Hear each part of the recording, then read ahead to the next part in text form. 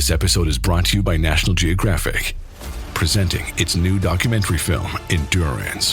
Follow the greatest survival story ever told, unpacking the legendary feat of polar explorer Sir Ernest Shackleton, who kept his crew alive for over a year, despite losing their ship in frigid pack ice. Over a century later, a team of modern-day explorers set out to find the sunken ship. Endurance, now streaming on Hulu and Disney+. Alright, what's up guys? Welcome to another episode of the TMossBoss Show. And in today's episode, I'm probably going to come off as a Trump hater in this episode. So, I'm just going to embrace it. I really don't like being a hateful person, so I guess I won't say any...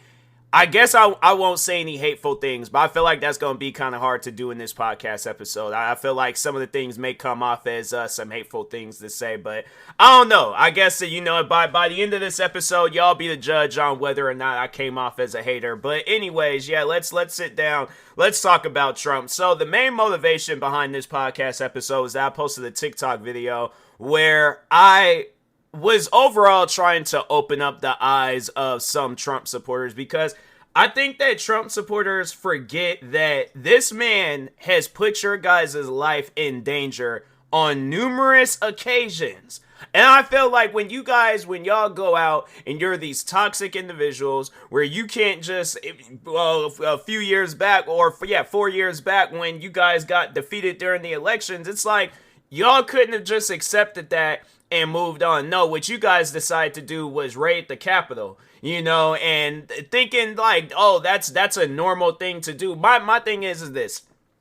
Unless this is a normal thing that you guys do, when has there ever been a time where you raided some place because you didn't get things your way?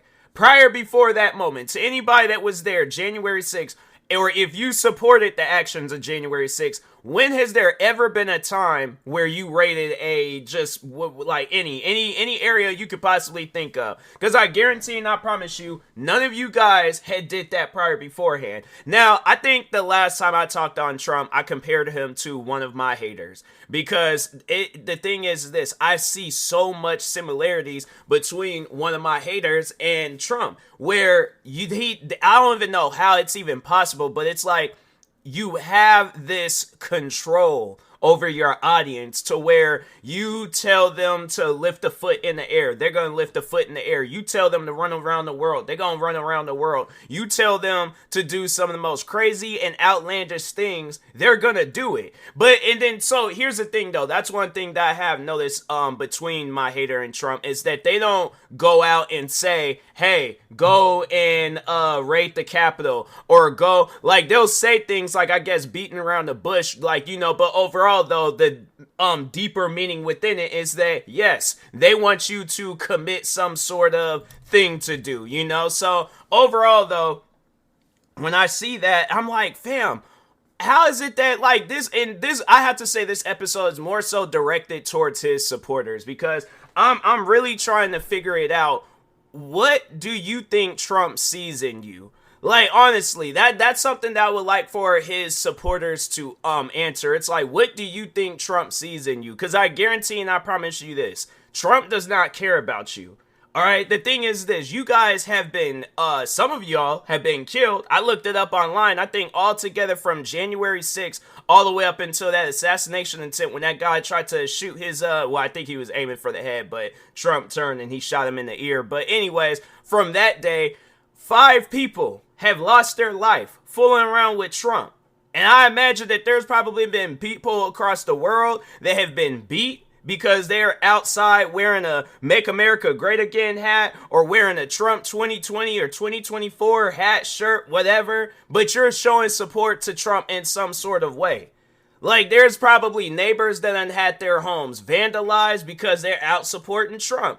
My question is when have you ever seen that with a Barack Obama supporter? When have you ever seen where their house was vandalized, or they were killed, or they were attacked because they support Obama? You never seen that. You never seen that with Obama. You never seen that with George Bush. You never seen that with Joe Biden. You never seen that with Kamala Harris. You never seen that with anybody. I feel that with Trump, he lets off this energy to where it's going to be something bad. And I really would like to know on what do you see in Trump? You being the average American. And the crazy thing is like, there's even immigrants that support Trump, but I'm like, I don't think you guys are hearing this man. He don't like nobody that wasn't born in this country. So the thing is this, let's say you have immigrant parents. Your parents are gone. He's like, no, he wants to abolish all immigrant people from this country. So let's just say you woke up one morning, you had the police, like, you voted for Trump, all right? You voted for Trump, he's president, all this other stuff, blah, blah, blah. But anyways, you go to sleep one night. All of a sudden, you wake up to a loud knocking on your door. And it's just some like people that like they gather up immigrants. I don't know exactly what they're. Let's just say it's the police, all right? But anyways, they're knocking on your door and they're asking for your parents. And then it's all because of these Trump laws, these, that he's gonna be enforcing into this country. But your parents got to go back to wherever country they came from. And that's something where I'm like, luckily and thank God my parents are from here, but that would hurt me so much if I'm a Trump supporter and I'm over here thinking, oh, okay, he's making America great again. He's making this country a better country. All of a sudden I lose the two people that I care so much about. That's something where I'm like, nah, bro, I think at a point in time like that, I think I'm going to stop supporting Trump. And I'm like, even if it's just friends of mine, like, that's something where I'm like, okay, so let's say you have some friends that are immigrants, and all of a sudden you look up and they're all like, oh yeah, I gotta go back home. This is a friend of yours, and I know people are gonna probably be all like, oh, well, there's social media, I can get their number, and it's like, see, and that's why I'm like, you're trying to justify your support for Trump. You care more about your support towards Trump than you do your own friends.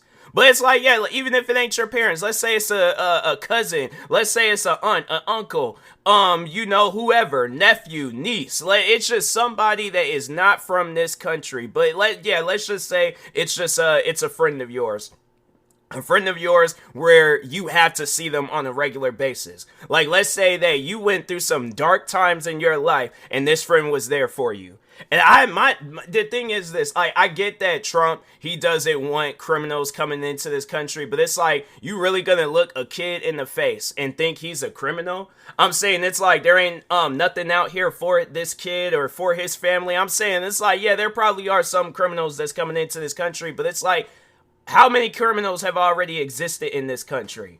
It's like, you have it where there are people from this country that are committing crimes. I was watching the news earlier, and it was this 13-year-old kid where he went to an elementary school. Now, correct me if I'm wrong. Usually, I guess some schools are different, but most schools have it where when you're like, it's from like elementary kids, they're either kindergarten or in 5th grade. That's how it was for me. I remember when I was in school. It was from kindergarten to 5th grade, middle school, 6th grade to 8th grade, high school, 9th grade to 12th grade. So they had it, that's how it's set up. 13-year-old kid. I'm trying to figure out, why was this kid getting ready to go up to an elementary school, 13-year-old. He's getting ready to go up to an elementary school and shoot the school up. I imagine that kid, he did, like, just based off of the video, he looked like he was from here. He just based on his face, yes, he looked like he was from here. But I'm like, fam, why though? I'm saying there's already, it really trips me out when the whole catchphrase of making America great again. But I'm like, fam, America wasn't great before or even after your terms being president. So that's why I'm like, and most likely down the road, when Trump's time done passed on, everybody else's time done passed on, America is still going to be in a bad state. America has never been in a good state. So I'm really, that it's just, it's things that when I hear stuff like that, because I imagine that you ask a Trump supporter, when have you ever seen this country in a good state? Please explain it to me. And I'm not trying to hear no stuff like, oh, well, groceries, their prices were at an all-time low. Who cares about that? My thing is this, go get you a job, go get you a second job, get you 3 jobs, start a business, get into the internet business, do whatever it needs to take to make some money and put some money in your pocket. But my thing is this, you can't say that that's what makes America great, is low cost in gas, low cost in groceries. Meanwhile, you still have people up and down the streets of Seattle high off drugs, overdosing, homeless people. I'll never forget the first year I worked in Seattle, I seen a homeless woman with her kids. Do you honestly think in her situation that the country is great? When? Like, I'm saying, like, and even from that, so I remember there was this one old dude where I'm like, man, you even see where it be, because the mom, she looked like she was not like a young age, like around my age, but she was like, she looked young. But even overall talking on this other guy that was homeless, but yeah, it was this old homeless dude where I'm like, fam, he didn't even have enough money to just get himself something to eat at Bartell's. I'm thinking to myself, like, fam, I'm seeing that. I'm over here hearing situations of people ODing on the streets. I know people that have been through that, bruh. That's something where I'm like, when they say that America, it was great at one point in time, it was great during Trump's term in office. I'm like, fam, it wasn't. From 2016, homelessness, 2017, more homelessness and drugs, gathering up all across the streets and stuff. I'm like, so he didn't fix anything from that time frame. And then in 2020, honestly, the worst thing could have happened to this whole world, including our country, COVID. When was America in a great state back then when he was in office? From that time frame, from 2016 to 2020, when was America in a good state? And I'm not trying to hear nothing about no low prices. When you had people, criminals from this country killing people. It's like, drugs left and right. Where it's like, where your own people are selling drugs, and doing anything else drug related. It's things like that where I'm out like, look, you guys might see something in Trump, but the thing is this, he don't see anything in you guys. Like, getting back to just talking on how, because that's why I more so wanted to talk on was how Trump views his audience. He doesn't look highly of his audience. I think there was a thing that Trump said about Republicans back then, because it was like they will listen to anything that you say. And I'm like, hold on for a second. Let me see if I can find, because I seen that not too long ago. I think it was maybe yesterday when I seen that. But anyways, Trump's all right, hold on, because I'm like, I know if I ask Google, it's like Google gonna just have like a bunch of different articles pop up. What did Trump say about Republicans back, or it was like, I think it was in the 90s when, what did Trump say about Republicans in the 90s? I think it was in the 90s. There's a persistent claim that Donald Trump back in the 90s said Republicans were the dumbest group of voters in the country, and that he would run as a Republican because they believe anything he say. However, there's no credible source to back this up. All right, so it might just be fake. All right, it might overall be fake, and it's generally regarded as fabricated. So, all right, so it might overall be a lie. But I'm like, honestly though, I feel like to an extent he had to have been thinking along those lines. I'm saying it's like, because here's the thing. I knew of Trump before his like whole presidential thing. Like, for those that don't know, I'm a little bit of a wrestling fan. So it just seemed like that throughout my life of knowing Trump, prior before this whole presidential run, was that Trump seemed like a people person. He didn't seem like the type, because I'm saying though, it's like, even just talking to, I highly doubt Trump's gonna hear this podcast episode, but it's like, I wonder if there's ever been a time where somebody has threatened his life. Has there ever been a time before he became president where somebody threatened his life? I'm just curious. Yes, Donald Trump received threats even before he became president. Oh, okay. Especially as a prominent public figure with a reputation for polarizing opinions. His high-profile career in real estate, media, and reality TV, as well as outspoken public persona, made him a target. For an example, Trump reportedly received several threats during the height of his media presence in New York, where he often in the spotlight, where where he was often in the spotlight for his real estate projects and public feuds. 2004 and 2006, when he was the host of the Apprentice. There were threats made against him, though they were generally not publicized. Some involve individuals unhappy with his business or public stance. 2011, when Trump began discussing a potential presidential run and criticized then President Obama, he claimed he received threats tied to his political aspirations. So my thing is this. So he did have threats prior before his presidential run. You had it where people were even threatening you beforehand. Why would you decide to become president of the United States or run for president of the United States knowing what that can face? And I know people probably would use my career as an example, like, why would I continue on with a content creating career? Because the thing is this, I have to say the difference between me and Trump. I'm not trying to, I guess, have control over YouTube or over whatever platform I'm on. Trump is trying to have control over people, and I don't think people even realize that. But that's the thing, he already does.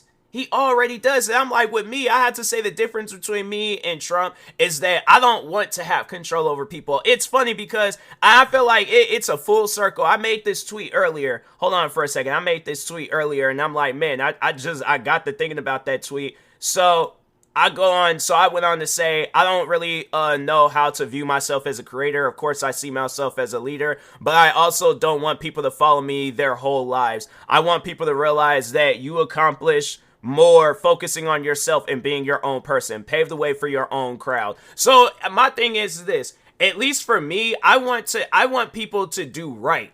I don't want people to hate. I don't want people to look at others and criticize. I want people, because the thing is this, a Trump supporter can see somebody supporting Kamala Harris, Barack Obama. Let's just say, let's just, lay out some examples real quick. So let's say I go out and about, and that's different. There was a time where I had a hoodie that said F the KKK, and I did get a couple of meme mugs wearing that. But anyways, I wore it out in public too. Yeah, I was rebellious in my younger days. But anyways, no, overall though, let's just say I had a full-blown Barack Obama get-up, or let's just say I had like a Barack Obama hoodie, t-shirt, whatever, or it could be Kamala Harris, Joe Biden, whichever, but anyways, I'm wearing a hoodie because I support them, and I'm like, oh, and Obama, let's say Obama was running for president now, I had like an Obama 2024 hat or something, I guarantee and I promise you, Trump supporters will be, I probably would get stuff thrown at me, I probably would get called the N-word, probably would get yelled at, I had to if it's like a group of them, of course, they're gonna try to corner me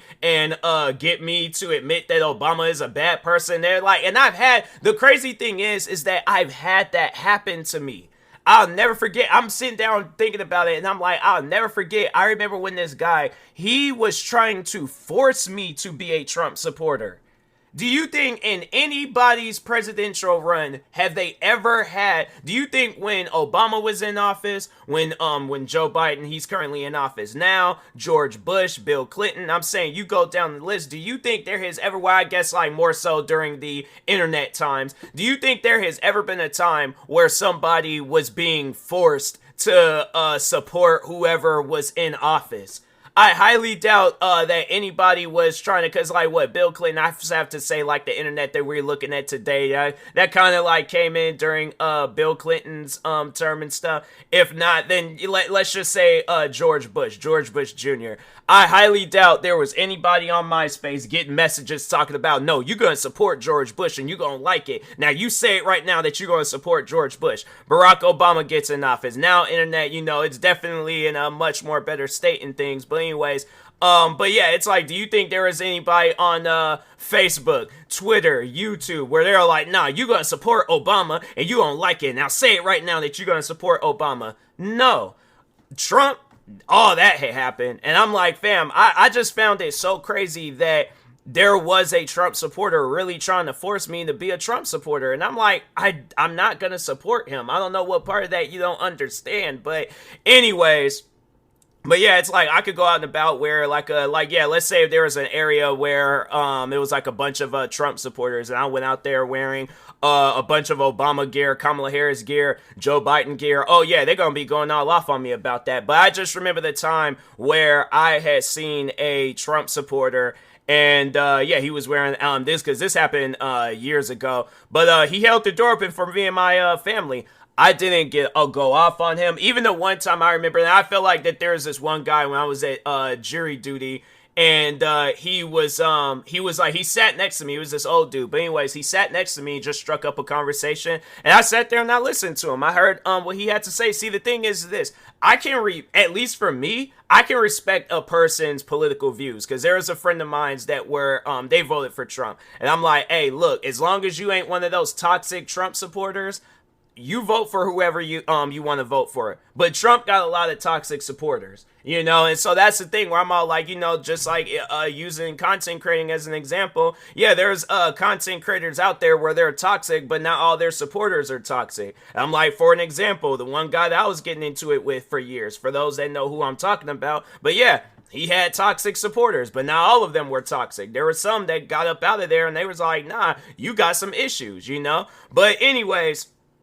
but no, I remember this old dude, he was sitting next to me during jury duty, and he was just, he just struck up a conversation, and then he got to talking about Colin Kaepernick taking the knee during the national anthem, and I just remember how much Trump had hated that. But I'm thinking to myself, I'm like, fam, you literally sent your whole, or not your whole, but you sent your supporters over to the Capitol to possibly, because my thing is this, let's just say that was a full-blown blood bath. Let's just say, like, the Trump supporters, they went to the Capitol, but they had military, they had, Army, Marines, they had National Guards, they had any and everybody that was in the military branch with a gun, and any Trump supporter that they seen running up to that Capitol, they just opened fired on them. Imagine if because I think they said it was like 5 people that died that day, and I think they said it was like 4 Trump supporters and 1 cop. But let's just say that 4 became 40. Let's say it became 400. I don't know how many people showed up to that Capitol. It looked like it was a big old giant crowd. But let's just say